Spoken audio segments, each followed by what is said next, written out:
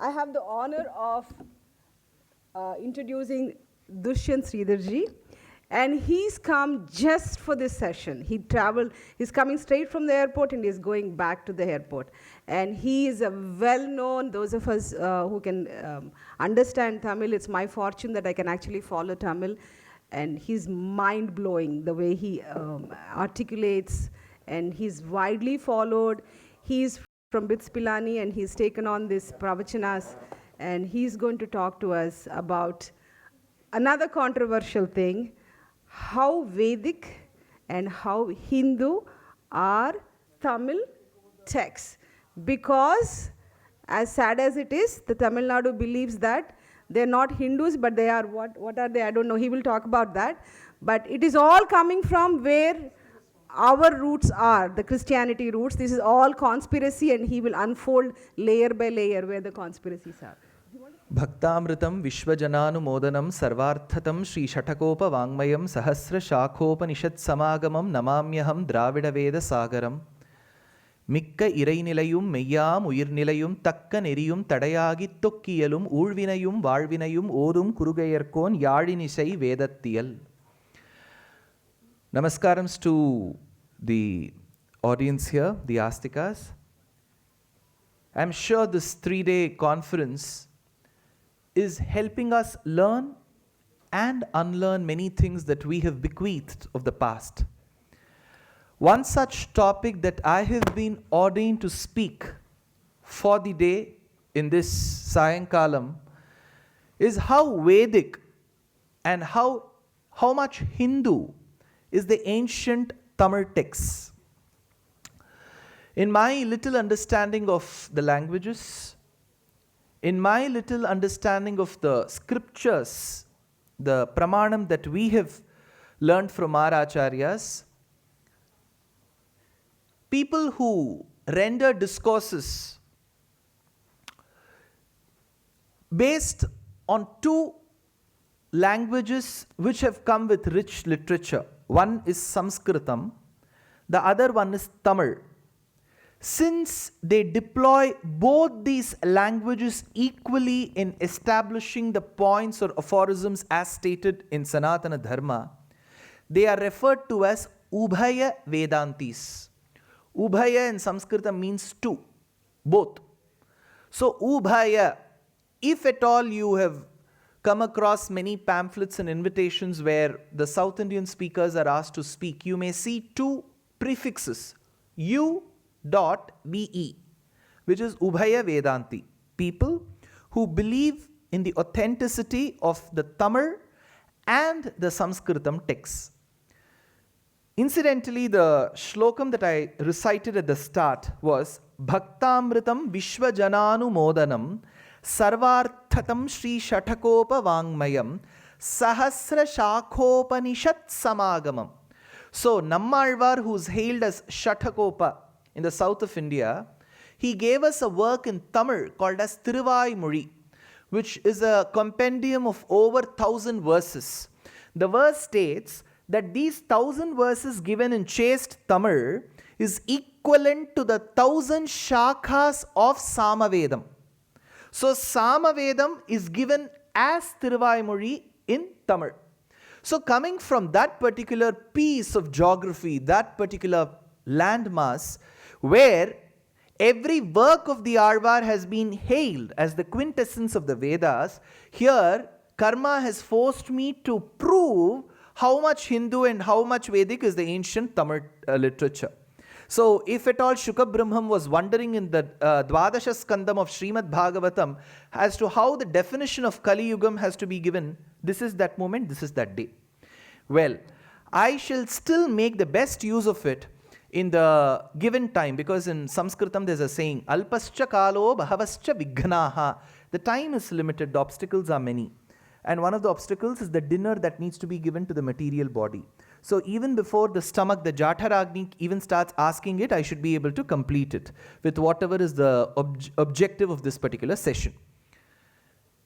In the last 70 years, a narrative has been set up in the south of India, especially in the geographical mass of Tamil Nadu, that Tamil as a language, despite being so classical and so ancient, for your kind information, I'm sure you're all people who trust and respect history and the way it has been perceived and presented to us.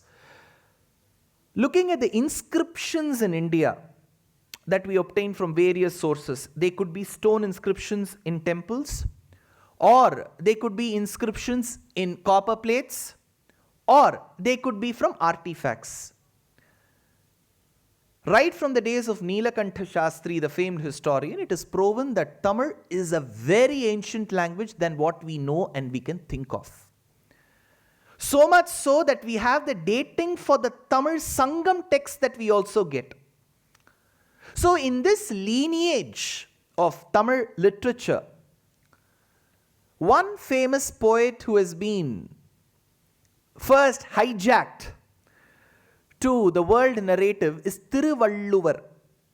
If you go to the south of India, where the waters of the Bay of Bengal, the Arabian Sea and the Indian Ocean meet, you come across that tip, which is famous for the goddess who protects the universe. She is called Kanyaka Parameshwari or Kanya Kumari. In Sanskritam, you add the suffix ka when the intended object is much smaller than what you have thought it to be. Kanya is a girl. Kanyaka is a little girl.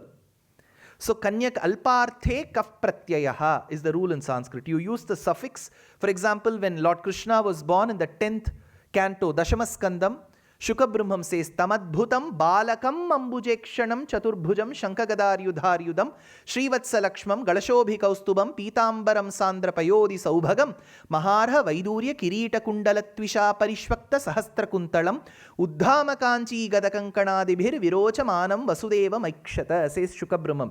There he says, Tam adbhutam balakam ambujekshanam. He saw a boy who was a premature child. So he was balakam, not balam. Similarly, it is not Kanya, it is Kanyaka. Kanyaka Parameshwari has become the name of the town called Kanyakumari. If you go to Kanyakumari, one of the monuments that you see besides the Vivekananda Rock Memorial is a mammoth depiction in stone, a monolith of Thiruvalluvar, who gave us the classical Tamil work, Sangam work called as Thirukkural.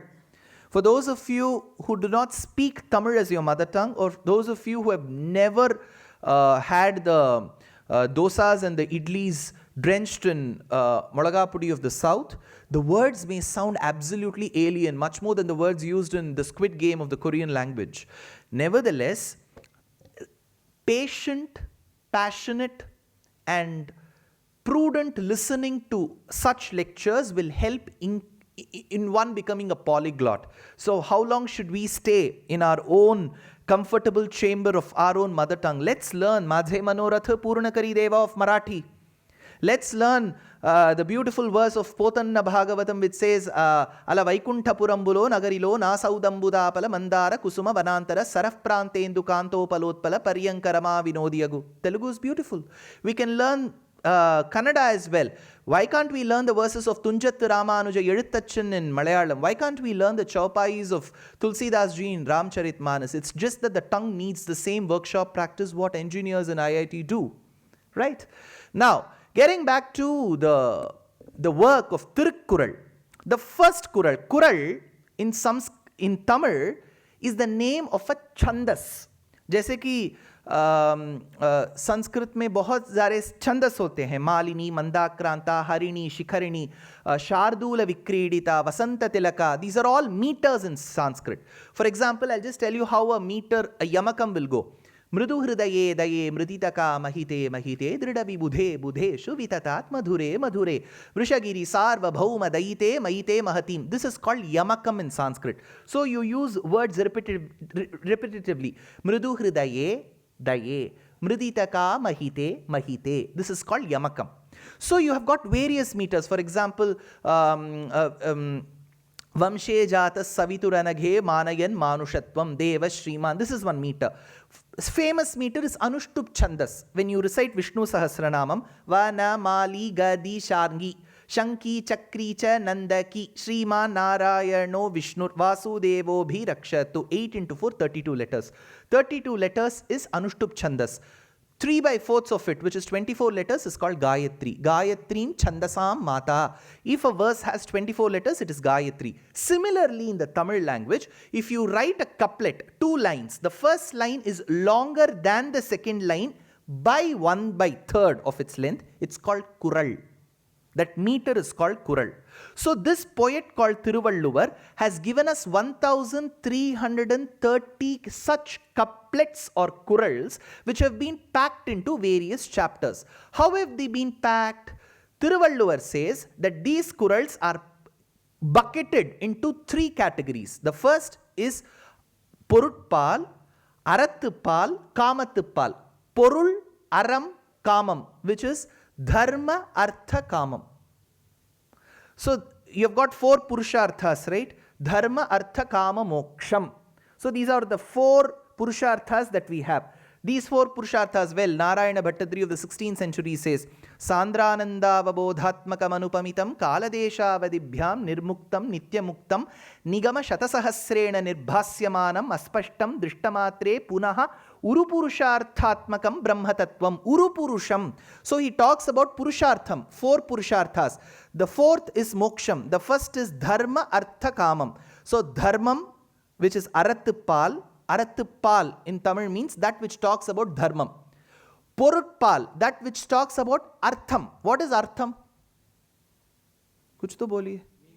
Very good. Artham in Sanskritam means meaning. The other meaning for Artham is wealth. Remember this. There is a verse in Srimad Bhagavad Gita where Krishna tells Arjuna, Chaturvida bhajante mam janaha sukritinor Artaha jignasuhu artharthi jnani cha Bharatvarshaba. Hey Bharatvarshaba, the one who's coming in the clan of Bharata, there are 4 ways in which people propitiate me. Chaturvidha, 4 types. Bhajante mam, they propitiate me. Janaha sukritino Arjuna, to desire prosperity, they propitiate me, Arjuna. Arjuna asked, what are those 4 types? Artaha, small ta, Artaha. What does Artaha means? Brashtaishwaryaha. Suppose, for example, what is close to my Atma? My cell phone. Right? If cell phone is lost, my Atma actually takes the Sushumna Nadi and is about to exit the body because my entire Jnanam is housed in it. Okay, let's imagine for a moment that my phone, which I have earned the right way, the white way, I have acquired it and I'm losing it. So I've lost my Aishwaryam, my prosperity. Imagine there is another great Chetana in this IIT Delhi campus. If there is one, they will come and give that back to me. I had lost the cell phone, I get it back. Brashtaishwaryaha. If I have lost and I gain it, that person is called Artaha. Artharthi means one who has never seen wealth and is acquiring wealth for the first time. He is called Artharthi. Artha in Sanskritam means wealth. Artha means meaning. In Sanskritam, Artha means wealth. Artha means meaning. Interestingly, in Tamil, there is a word called Porul. Porul means meaning and wealth. You will find 1,000 such similarities, and such inscriptions don't exist only on the banks of river Kaveri, Palar, Tamraparani. You can go till Siam Reap in Angkor Wat, which is called Parama Vishnu Loka by Suryavarman II of the Kumar dynasty in the 13th century, and you can find inscriptions there too. Now, getting back to the point, Artham means wealth and meaning. So, Thiruvalluvar, while classifying his Thirukkurals, his couplets, he calls them those that speak about Dharmam. Second, about Artham, which is wealth. Next, about Kamam. So, he has gone absolutely adhering to the Vedic philosophy. Not a single moment he goes tangential to it. Let me take the first couplet of Thirukkural, which was, I don't know how many of you have heard of an erstwhile film director called K. Balachandar in the south of India. So he ran his productions called Kavitalaya, and every movie of his would begin with the recitation of this first Kural. Agara mudala ezhuttellam Adi Bhagavan Mudatre Ulagu. Here Thiruvalluvar states, because he is beginning a work, He says, let this work go in a very auspicious fashion. So he seeks the grace of the Almighty. He states, Agara mudala ezhuttellam. Like how A is the letter that is the one that commences the alphabet in the Vedic literature. You take up the language such as Sanskritam, then Prakritam, then Hindi. The first letter is A. Let's take even the language that we have bequeathed from Rennacharya and Martinacharya, which is Angla Bhasha English. It begins with A. Now you may be wondering, sir, you are saying A here and A there. Still, remember, A is used as a letter as well as an indefinite article. You say, this is a book. Then only when it gets definite, it turns into the or the. So, A has the sound of A and A in it. So, here Thiruvalluvar states, like how the first letter of every alphabet begins with A. Similarly, the universe that you see around begins from Adi Bhagavan. In the Tamil couplet, he uses the word Adi Bhagavan. Here is where Thiruvalluvar has saved us from this being taken and hijacked into some Russian or some Greek literature. Why? Because Adi Bhagavan gives way to Sanatana Dharma. Bhagavan has its roots in Vishnu Puranam of Parashara Maharshi. How do you split the word Bhagavan? Parashara states, Bhagava. Bha in Vishnu Puranam, Parashara states is Jnana Bala. There are two qualities of the Almighty Paramatma. Jnana Bala is Bha. Aishwarya Virya is Ga. Shakti Tejas is Va. So Bhagava means Shadgunya Purnaha, the one who has got 6 essential characteristics. It is called Swarupa Nirupaka Dharmam in Vedanta. Well, now that arranged and assisted marriages have become an endangered species or an extinct phenomena, some of you may be able to question your grandparents as to how such marriages used to happen. Typically in arranged or assisted marriages phenomenon, the boy and his parents and his relatives would walk into the prospect girl's house with prior information, and the girl will be more than happy to serve whatever savories have been made for the day. And as soon as the girl has seen the prospect boy, she will come into her Shuddhatma. What is Shuddhatma? I will keep asking some question. What is Shuddhatma? कुछ तो बोलिए. Shuddhatma क्या हो सकता है? Pure soul. Excellent. Shuddha is pure, pristine. Atma is soul. Atma. So Shuddhatma. This is not the way Sanskritam operates. If you bring two words together, they may not convey the same meaning. I'll just give you a few examples. Gramaha is village. Simhaha is lion. Grama Simham means dog. So imagine I am bereft of the knowledge of Sanskritam and somebody introduces me. He's the Grama Simham. I'll be happy. Right? Until I know the nuances of the language. You know, there used to be a character in Vishnu Dharmam whose name was Kshatra Bandhu. Kshatra means Kshatriya. Bandhu means friend. Kshatra Bandhu should literally mean friend of Kshatriyas, right? No. The enemy of the Kshatriyas was called Kshatra Bandhu. You know, we have been a very, very nuanced speaking country. We knew sarcasm. When somebody was against us, आइए sir, आप बहुत friend हो हमारे. माने there's a me. When Vishwamitra asked Dasharatha for Rama to be sent to forest, Dasharatha said, he's the apple of my eye, I won't send him. You know what, Vishwamitra, he got angry. He said, you're a king who promises in haste and repents in leisure. So I thereby curse you that you shall live happily with your family. Sukhi bhava suhridvritaha. What does that mean? You will not live happily.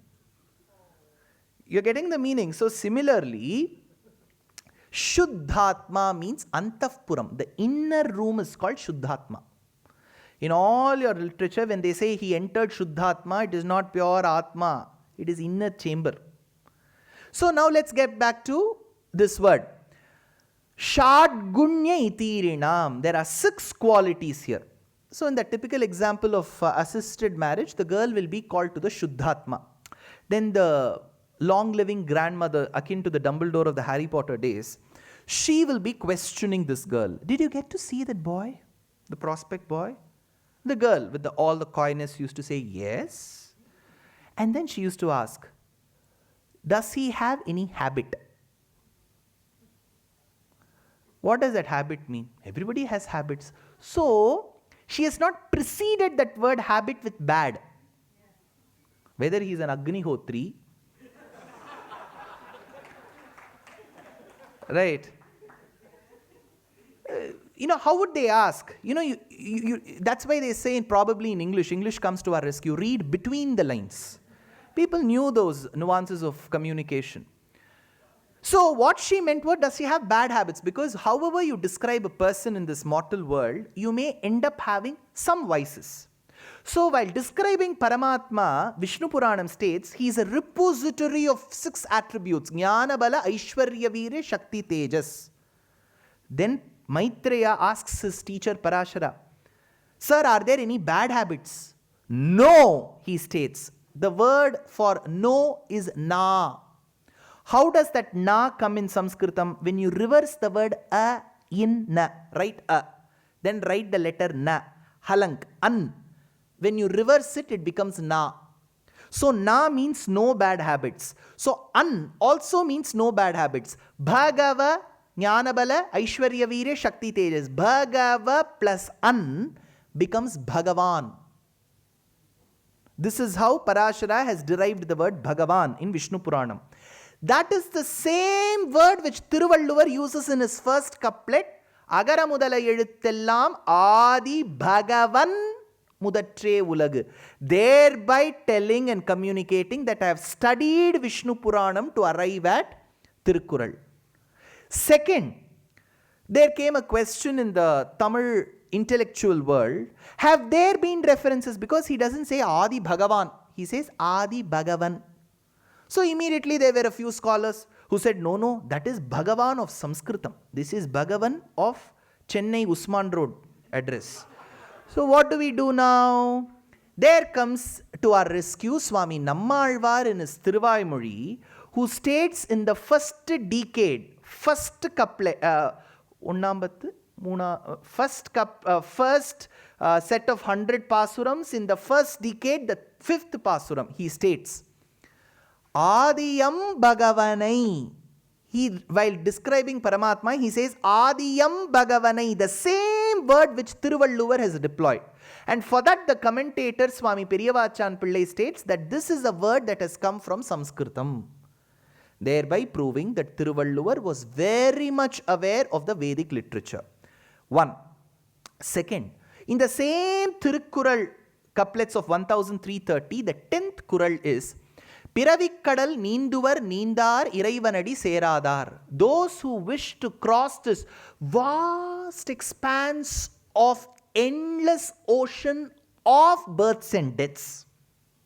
Please get the simile right. All our literature is filled with simile. If you're all students of Sanskritam, you'll know Upama Kalidasasya Bharaver Arthagauravam Dandinaha Padalalityam Maghe Santi Trayo Gunaha is a beautiful shlokam. So when you have to read Kalidasa, you'll have to understand the similes that he uses. Upama. Just cut that sound of pa, it becomes a dish of the south. Upma. So this is Upama. Upama is simile. I'll just give you an anecdote of how Kalidasa visualized this. When Kalidasa lived, it is said there was another erstwhile poet during his times called as Dandi. Dandi was equally a very talented Sanskritam poet, but every newspaper during those days would carry articles only on Kalidasa and not on Dandi. So Dandi was a lot humiliated. He felt that he has not been given the right attention. So both of them went for a judgment to another person, a great poet whom they respected of age and of knowledge. His name was Bhavabhuti, who gave us Uttara Ramacharithram. So Kalidasa and Dandi, both of them marched towards the house of Bhavabhuti. As they knocked at the door and the door opened, The little girl of 5 years came. She was the granddaughter of Bhavabhuti. She said, grandfather has gone out. He'll come in half an hour. Why don't you sit outside? So in those days, it was an architectural marvel to construct platforms outside the house so that you can drive your guests right away from there. You don't have to bring them in. It was called Thinnai in Tamil. So Kalidasa was made to sit on one of the external platforms, and on the other pedestal was seated Dandi. This girl, 5 years, she was taught guess etiquette. So she went and asked Kalidasa, sir, what can I bring for you? And she asked Dandi, sir, what can I bring for you? Imagine such children today. What brought you here? Parents are not there. Go. We have to learn from that 5-year-old girl. This girl asked, what do you want? Immediately Kalidasa said, Patrani swarna varnani karnantayacha lochane. Patrani, I need leaves. Swarna varnani, BT modified, gold colored beetle leaves. Patrani, bahuvachanam. Swarna varnani, golden colored beetle leaves. Karnantayacha lochane, the one whose eyes have extended till the ears. Karnantayacha lochane. This girl nodded her head. See, children knew Sanskritam. Then she turned towards Dandi. Dandi said, they were friends, right? So for that beetle leaf, you need some churnam, the paste that you need to apply. So he said, Turnam aniyatam churnam purnachandra nibhanane. The girl whose face is as beautiful, whose countenance is as beautiful as the full moon that is resplendent in the sky, bring me that churnam, that paste that needs to be applied to the beetle leaf. The girl said, okay, sir, and went in. As she was carrying the beetle leaf and the churnam from the inner quarters to the outside, her grandfather, who had gone elsewhere, was returning. So he was surprised to see his granddaughter open the door, bringing the beetle leaf and the churnam for someone. So he immediately asked, what are you? Whom are you bringing this for? And she said, Kavayaha Kalidasaya Dandinaha Panditasya cha. I am bringing this beetle leaf for the best poet Kalidasa and the best grammarian Dandi. Judgment was given by the girl. Why? Because when Kalidasa constructed his sentence, he used the subject and object. He didn't use verb. He said, the one whose eyes extend till the ears. Golden colored beetle leaves. He didn't say bring. Wo kriya pad nahi tha.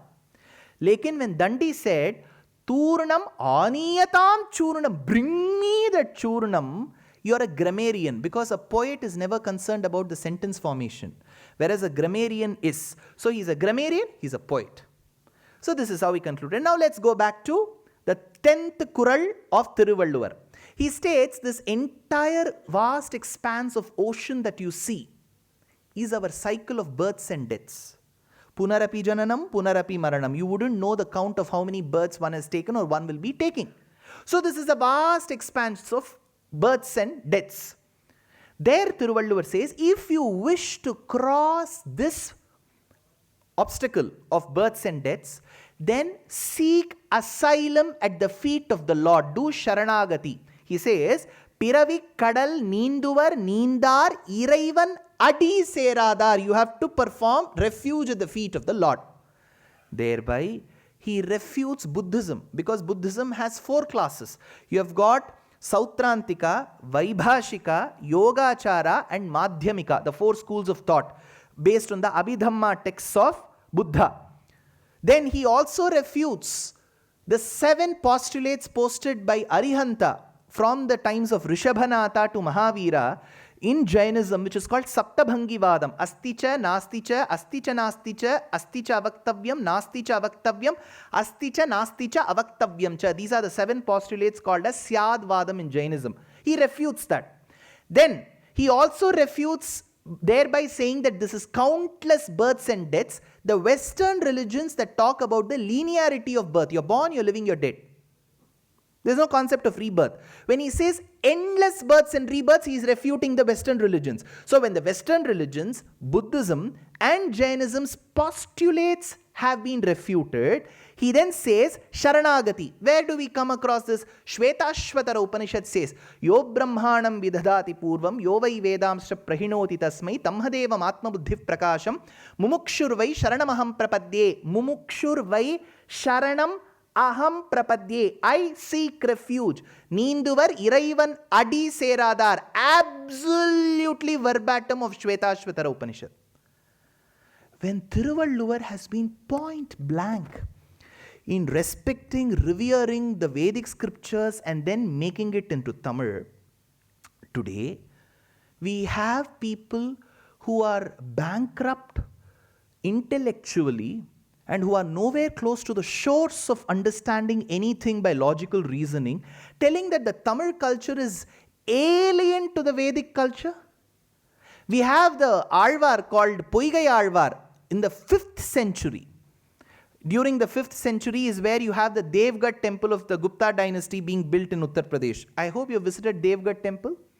Devghat is one of the temples of the Gupta dynasty that adheres to the Pancharatra Agama. You should visit this temple. It's in dilapidated situation, but it's whatever is left is worth the watch.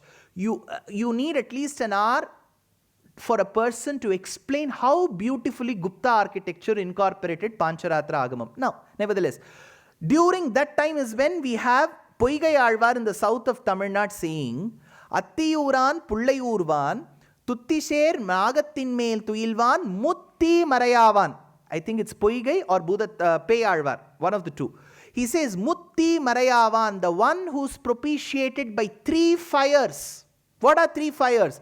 In those days, if you are a married person, you have to perform a ritual called Agnihotram. Agnihotram is performed on 3 different Vedikas, one circular, one semicircle, one square.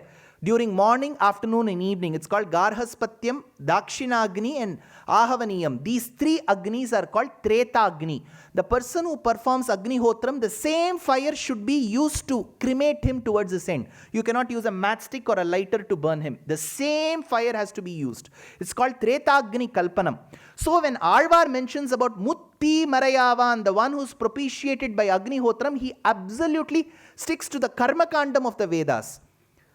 Narayana Upanishad says, Narayanat Brahma Jayate, Narayanat Rudro Jayate. Tirumazhi Alvar says, Nanmugan Narayanan Nanmuganai Padaittan, Nanmuganum Tanmugamai Shankaranaitan Padaittan. Purusha Suktam says, Ajayamano Bahudha Vijayate, the one who's unborn takes many forms. Alvar says, Pirappil Palabirappu Peruman. Chandogya Upanishad, which is an integral part of Samavedam, says, Tasya yatha kapyasam pundarikam eva makshini. The one whose eyes resemble the beautiful petals of a freshly blossomed lotus on the serene waters of a pond. Alvar says, Anaitulagum tolum aravinda lochanan. So every line of the Vedas has been beautifully internalized, contemplated, and has been presented in the beautiful Tamil language. And here you have such intellectually bankrupt people who do not have the nuance of even speaking the language properly. And now they have the audacity to come on the stage. Well, if there is a bane of the technology, there is a boon to it too. When we go on debates and ask these people who were born good, as to what are the basis on which you are trying to refute. Yes, there were intellectual debates happening during the times of Adi Shankara, Ramanuja, Madhvacharya, Vedanta Deshika, Appaya Dikshita, Vallabhacharya and so on. But intellectual debate should be in such a way that if I put a premise, you should be able to either refute it or you should accept the references that I give. There were 3 styles of debating, Vitandam, Vadam and Jalpam. You have to adhere to the rules. Just because you cannot leave the hall stating that I don't feel so, then you have lost it. Prove it with that particular reference that this literature does not adhere to the Vedic scriptures. You'll have to quote it. I don't use a script in front of me. We have been trained for 15 years to memorize those verses both from Sanskrita Vedam and Dravida Vedam. Generally, when I go for such conclaves, people ask, where is your presentation? I don't need a presentation because our acharyas have told Shruti and Smriti, listen and remember. Of course, the iPads and the tablets do help. But what if they also don't function? They will give way.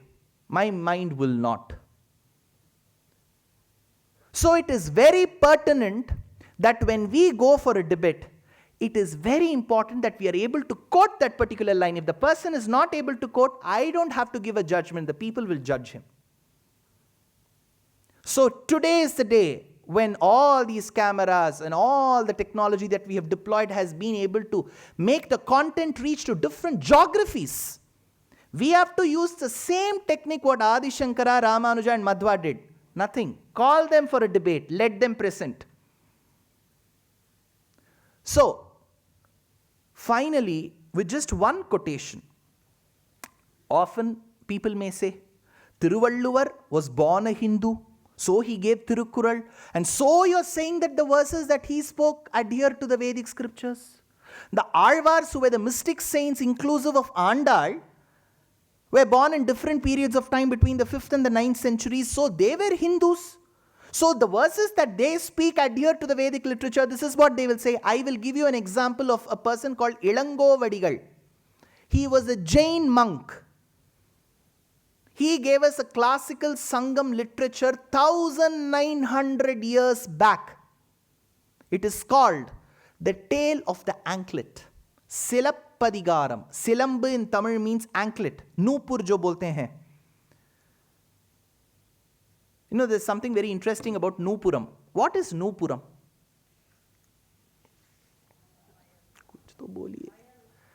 Very good. Nupuram is pile. Correct? But in Sanskritam, Nupuram means the last ornament of the body. I don't know how many of you have seen, some women also sport a ring on their finger, the toe. That is also called Nupuram. So if you're not wearing that, then payal becomes the Nupuram. Because Nupuram means last ornament. If I don't wear anything below my knee, then the girdle will be one, the Nupuram. If I don't wear anything, it has to go above my head. In Pilani days, we used to have an event called OHT, Overhead Transmission. Because the questions were such. Now, when Sita was abducted, she threw jewelry so that they could be collected by the monkeys and could be posed. So there was this excommunicated brother of Sugriva called Vali in Hampi, the current day Hampi of Bellary district in Karnataka. He was flanked by his friends called Hanuman, Nala, Neela and Jambavan, the bear. As they saw this lady weeping, she was throwing the jewelry on the way. And she tore a part of her pallu, and that pallu had Hamsa motif. How would you know that, sir? It has been mentioned. Taddakulankamurtau tanmanjirav pratamaninade nyasya nishpanda drishtihi. There was a jari border. Now you may be wondering, nice, sir. She wore only bark clothes, right? How will she have silk? No, this is where we are wrong. As per Valmiki Ramayanam, when she wore the bark clothes, her father-in-law Dasharatha commands, Vastrani Sankhyaani cha, my daughter-in-law should not suffer. Lakshmana, carry 40 silk clothes and jewelry for her for all the 14 years. This verse comes in Ramayanam. So she did not wear bark clothes. She was decked in Banarasi brocade with 916 jewelry. No doubt about it. So if the directors haven't shown, it just proves that they haven't read the scriptures. Here, while the jewelry was presented by Sugriva to Rama to just check if it was his wife, because in chemistry, if there are chemistry students, you'll remember there's something called titration. You do something called as a concurrent titer value. You don't stop with one value. You do it again. So this is a confirmatory test in titration. Similarly, confirmatory test was Rama had to check if these are the ornaments of Sita. He checks, and since he's been crying all day long, his eyes have swollen and he was not able to recognize them as good. So he calls his brother Lakshmana and says, please check whose are these. Lakshmana cries and says, Naham janami keyure, Naham janami kundale, nupure tvabhijanami nityam padabhi vandanat. I cannot recognize any ornament that has been put forth in front of me. I can just recognize her Nupuram. Rama asked, how can you not recognize others and only Nupuram? He says, Nityam Padabi Vandanat. Every day I used to fall at her feet. That is why I can understand the Nupuram. I haven't seen my Babhi or my sister-in-law above it, so I wouldn't know what ornaments she has worn. So that is Nupuram. So this Nupuram in Tamil is called Silambu. Adhikaram in Tamil means the tale, the legend. So here, this work by Ilangovadigal, who was a Jain monk in the 1900 years before. Imagine, today we are living in a day where I can go to my town that very night. There people had to walk. Unless you're an aristocrat, you couldn't go on horses. How was information so fast? There, in one of the portions in his beautiful classic work, he tells about the avatars of Vishnu, 1900 years back. Vadavarayai mattaki vasukiyai nanaki kadalvannan pandorunal. By keeping Mandara mountain as the churning rod and Vasuki the snake as the rope, the Devas and Asuras churned. Kadalvairu kalakkinaye, he talks about Kurmavataram. Then he says, Moovulagum Iradiyal Murai Niramba Vagai Mudiya. He says, when the Lord appeared as Vamana, the short one, the dwarf, and sought 3 pieces of land, he did not do justice with Bali. He took away the entire property because he did injustice in Vamanavataram. He had to walk and languish in the forest with his brother in Ramavataram. Moovulagum Iradiyal Murai Niramba Vagai Mudiya. Taviya Sevadi Seppa Tambiyodum Kan Pondu. He talks about Vamanavataram, Ramavataram. So all these are Uttar Pradesh based avatarams. Correct? Ayodhya, Gokulam, Vrindavanam, everything is in Uttar Pradesh. How did it travel 2,900 kilometers into a quaint, quiet town called as Poombuhar? If they were not Vedic, a Jain monk says it. 1,900 years before, there is a character in that work, Silappadigaram, called Kavunti Adigal. So as they walk, the other person asks, where are you coming from? He says, I visited Tirumala, where the Lord has Shankam and Chakram, 1,900 years back. And how more Vedic can Tamil culture and literature get? So, in conclusion, if at all we as learners, as people who have immense respect towards the civilization, irrespective of the geography or the language in which the literature is born, please make note of this. If I am born to Tamil parents, it doesn't mean I should learn only Tamil literature. If I am born to Marathi parents, it doesn't mean I have to read only Jnaneshwari. If I am born to Kannada parents, it doesn't mean I have to learn only the Devarnamas. Bhasha Geeti Prashastha. Bhagavati Vachanat Rajavachopacharat. Appreciate and attempt to learn the literature from all regional languages. You will be such a library. Dayanand Saraswati used to state. If you ask a devout Muslim, what is his holy book? He would say proudly, Quran. A devout Christian, he would say the Bible. What would a Hindu do? Proudly say, welcome to my library. Because we have a plethora of books. We have the choice to read. So the only way to defeat a narrative is when you use knowledge as a tool. We don't need the sword. We don't need the bomb. Knowledge that has come to us can be the effective tool in refuting such claims that have been peddled. With this, I would like to conclude my 42-minute, 28 seconds lecture. Thank you.